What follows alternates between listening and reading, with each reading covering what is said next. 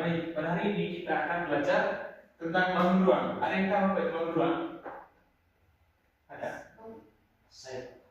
Oke, nanti silakan. Bangun ruang. Kalau saya bangun ruang, bisa jadi ruangan. Pengen kiris. Oke. Di simpelnya Ada tinggi, ya. ada alas dan panjang. Oke, baik. Ya. Kita lagi. Jadi bangun ruang itu adalah sebuah bangunan yang memiliki ruang. Ya, ruang yang dapat diisi dan kita bisa memenuhi bangun ruang di kehidupan sehari-hari. Oke. Baik, sebelum kita mulai pembelajarannya, di sini ada beberapa tujuan pembelajaran yang perlu kita capai di pembelajaran ini. Yang pertama, kalian diminta untuk bisa mengidentifikasikan unsur-unsur kubus. Jadi nanti Pak bisa kasih tunjuk ke kalian pakai aplikasi yang populer di kalian ya. Lalu yang kedua, menentukan jaring-jaring kubus. Ketiga, menghitung luas permukaan kubus menggunakan rumus luas dari kubus. Jadi nanti kalian sendiri yang cari rumus luasnya ya. Siap dong? Siap. Itu juga volumenya. Lalu yang terakhir, menyelesaikan masalah kontekstual yang berkaitan dengan bangun ruang. Oke. Sekarang di sini Pak mau kasih satu pertanyaan untuk kalian. Kalian pernah pegang Rubik? Pernah kan? Oke, baik. Kalau kalian lihat itu Rubik kan? Itu Rubik kan berapa presisi ya? Saya pegang barang Pak. Empat sisi. Nah, ada yang lain? Sama? Oke, Rubik itu satu. Terus ada yang pernah main ular tangga? Kan ada ular tangga tuh. Ada Pak. Nah, itu ya, itu contoh dari ini apa nih, bangun ruang. Nah, karena kita pada hari ini mau belajar tentang kubus gitu ya. Nah, sekarang Pak mau kasih tunjuk aplikasi yang nanti kita nanti hari ini untuk belajar bangun ruang ya.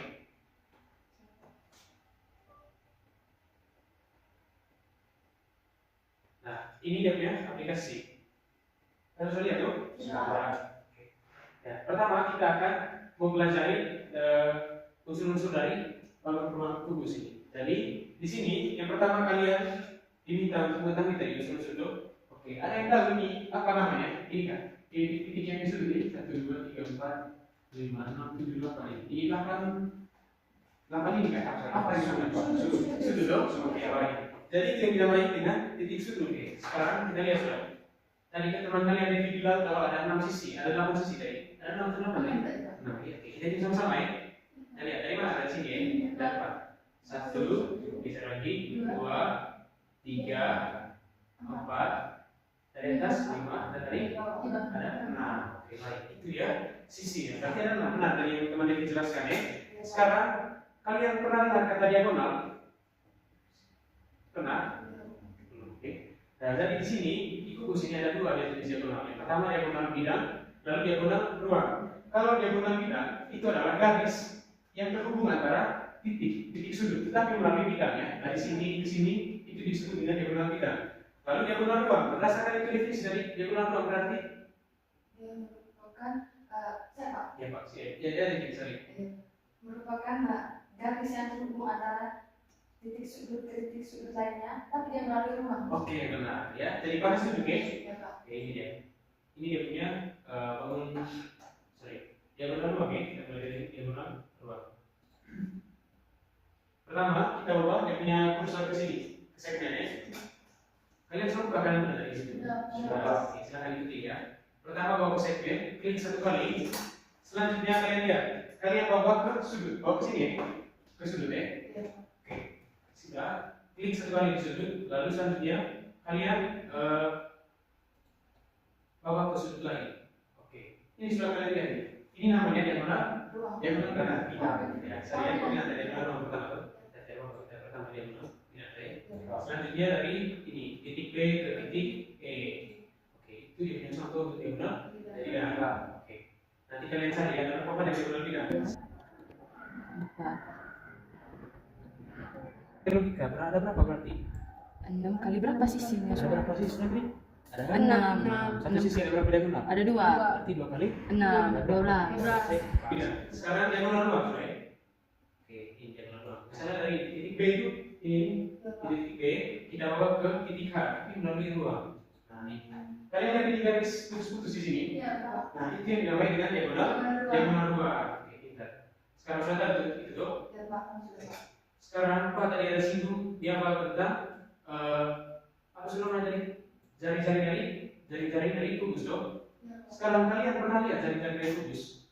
Atau gini saja, kalau ini kubus pamuka, kalian tahu tidak bagaimana dia punya bentuknya? Belum. Oke, dan di sini pakai tunjuk ke kalian, bagaimana sih bentuk dari kubus nanti kalau kita bongkar. Oke, sekarang kalian bawa kursornya ke sini. Ini, lihat ya. Oke, sudah. Klik satu kali, lalu kita klik satu kali di dia punya kubus. Oke, kita lihat yang bawah ya, yang jelas. Oke, ini ya. Begini ini kubus kalau dibongkar, yang punya bentuknya seperti ini. Jadi, apakah seperti ini saja? Tidak ya. Ada mana yang punya kombinasi? Tapi, pamungkas yang satu kalian, jadi ini dia punya bentuk. Nah, teman kalian ini tidak bisa jelaskan ada 6 sisi, dong. Berarti kita tidak 1, 2, 3, 4, 5, 6 bentuk sekali. Bahwa kubus ini terbentuk oleh 6 sisi. Nah, sisi dari kubus ini sama dengan persegi. Kali lalu kita sudah belajar tentang persegi, dong. Oke, rumus luas dari satu persegi kalian bagaimana? Sisi dari sisi. Oke, benar kan deh? Sama dengan sisi kali. Atau ini bisa sama dengan sisi kuadrat. Oke, baik. Sekarang Pak mau kasih kalian soal di mana kalian cari dia punya luas dari kubus. Kalau dia punya sisi panjangnya 10 cm. Silahkan ditulis atau tulis sini. Bagaimana kalau punya luasnya 10 cm? Oke, berapa dia punya luas? Berapa dia punya volume? Oke, lanjut. Bagaimana kalau dia punya luasnya itu adalah sama dengan 8 cm. Itu juga volume ya, berapa? Tapi kalian pecahkan ya, setelah itu kalian nanti konfirmasi hasilnya pakai ini ya. Bisa Pak, udah sisinya 10. Kalau 10 tadi. Sisinya 10. Tinggal tambah itu sana. Enter. Oke, silahkan satu teman catat. Temannya. Saya satu teman tadi. Yang ini luasnya itu yang L, lalu Iya. volumenya yang semakin tinggi. Dengan 1.200. Silakan.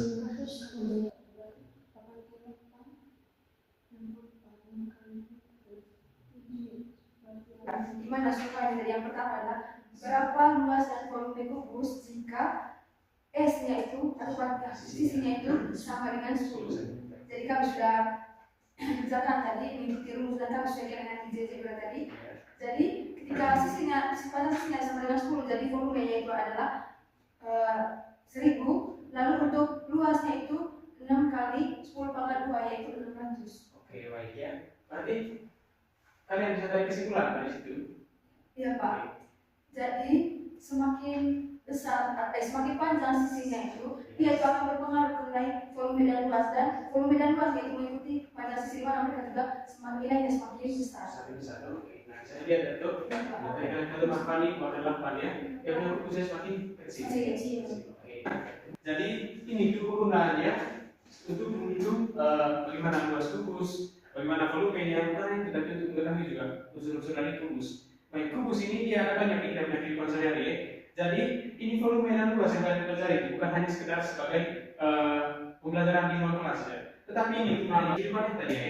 Nah, misalkan kalian punya bak itu dia punya diameternya, dia punya sisi maksudnya, panjangnya itu 10 meter.